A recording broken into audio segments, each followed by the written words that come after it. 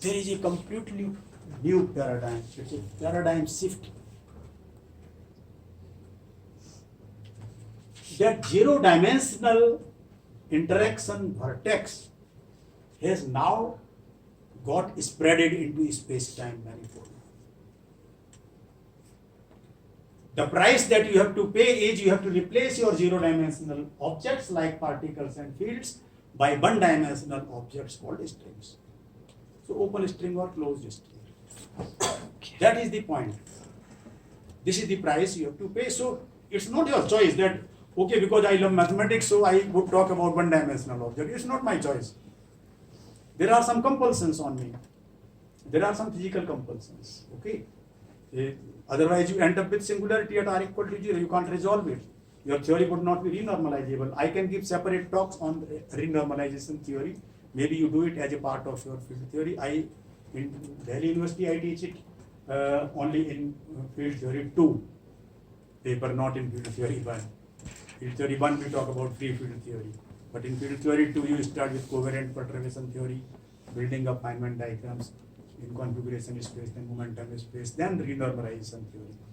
So the earlier quantum field theory, talking about the first three interactions, is renormalizable. Renormalization, I can just sum up in one line, that you have some bare particles and some physical particles.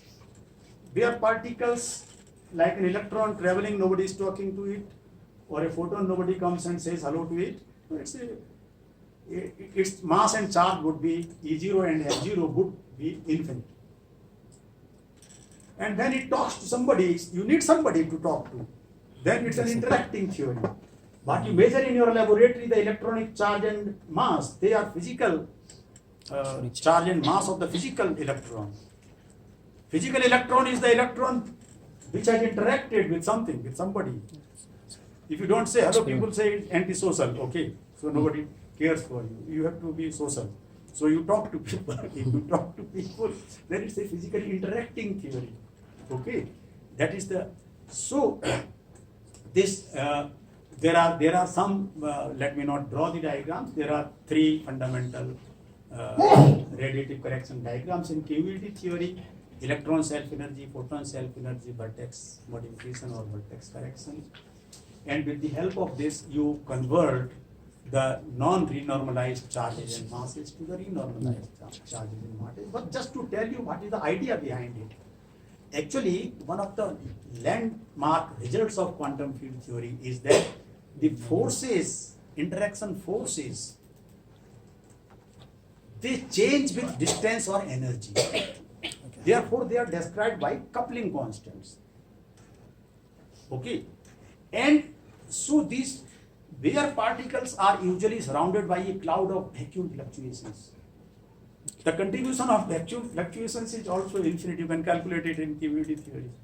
And the E0, M0, the bare charge and mass of particles, they are also infinite. But the two add up in a very beautiful manner to give you finite results of a physically interacting theory.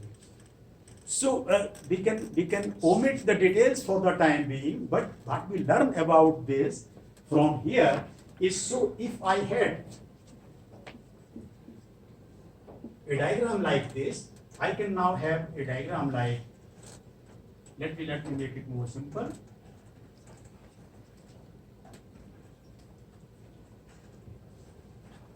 Or I can have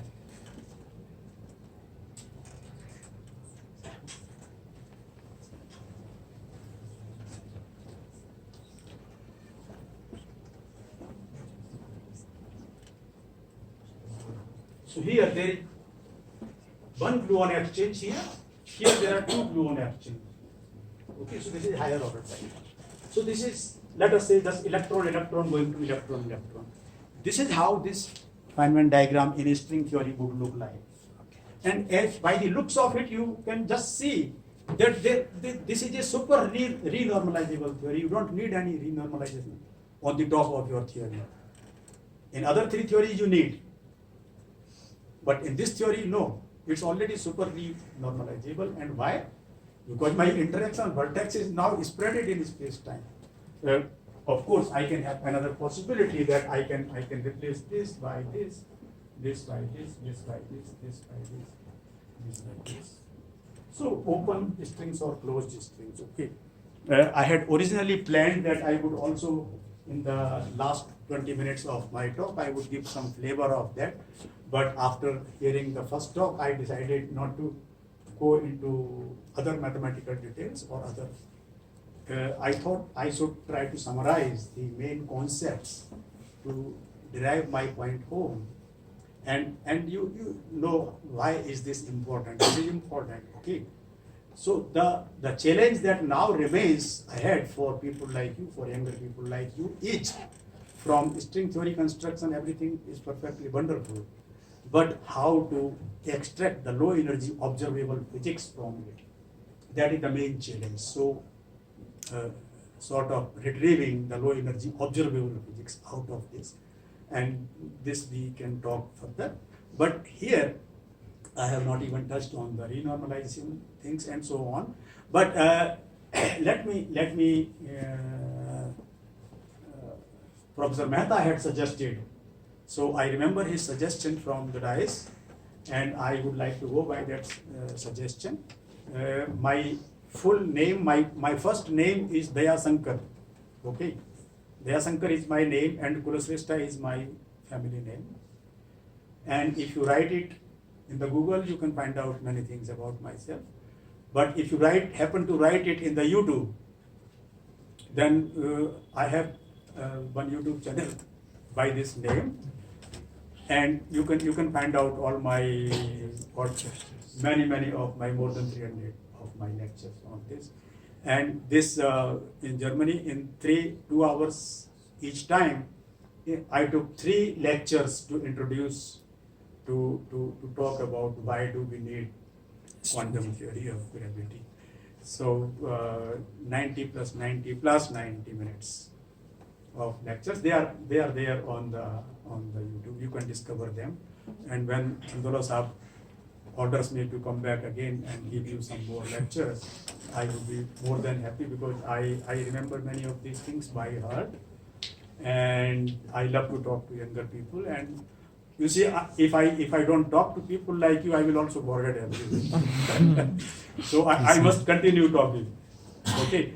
With that, I like to thank all of you. It's 5 o'clock. I have crossed by another 5 minutes. I should not detain you any further. More than the organizers, of course, without them, you always need a leader to lead the boat where you want to go to. Okay. Without pilot, you might not land up at the right airport. You might land up somewhere else. So you need the right captain and right pilot, and you are lucky to have distinguished people like Professor Chandola, Professor Ramesh, very distinguished you. There are many more in your faculty, but the audience are always the most important. Without them, there cannot be any talk. If I have empty room with no audience, then whom I'm going to talk about? Then I'm going to be a bear party. Nobody is going to say hello to me. So Singular round. Yes. So with this platform, now we are physically interacting particles. We talk to each other, and we have developed some language. We can develop it as much as you like. You see, in standard MSc courses, all these things cannot be done for the limitation of various limitations. You cannot